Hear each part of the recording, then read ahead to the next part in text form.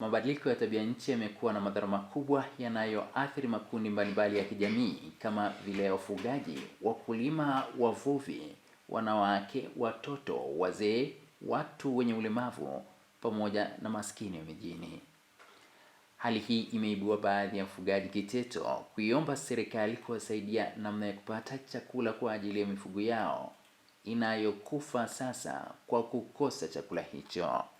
Serikali naomba jamani tusaidie kutafuta sehemu ya kuchunga.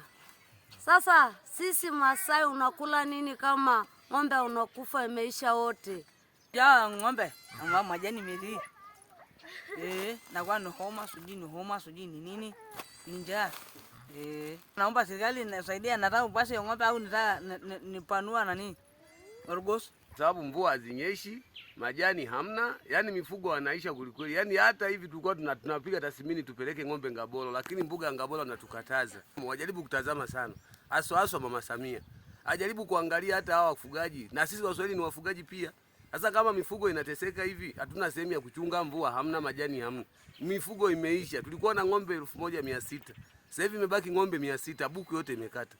Hali hii imetulazimu EATV tuzungumze na Mwimuke Kisioki wa eneo la Partimbo Kiteto na kueleza njia anayetumia kunusuru mifugo yake. Tafuta mahindi sasa hivi sio tunatafutia watoto mahindi, tunatafutia mifugo kwa sababu inabidi ununue gunia la mahindi.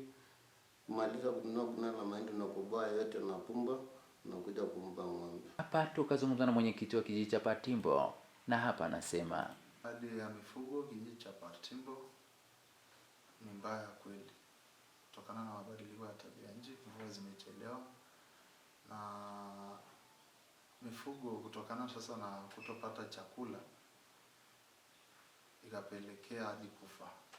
Na kukiwa na jitihada za kuokoa mifugo yao hiyo kwa kuipa pumba, imeelezwa suala la utapeli limetajwa kwa wauzaji wa pumba hizo kama anavyosema. Paka sasa hivi kuna mifugo yanaendelea kufa na unakuta mara nyingi sana tumekuwa tuna wale wanaotuuzia, unaweza ukakuta wengine sio waaminifu, wanaweza wakaweka debe moja ya pumba chini, katikati wanaweka randa zile za mbao, lakini juu wakatokea debe. Nikiripotia EATV kutoka hapa wilayani Kiteto mkoani Manyara, mimi ni Mohamed Chumvi, askari wa mwamvuli wa EATV.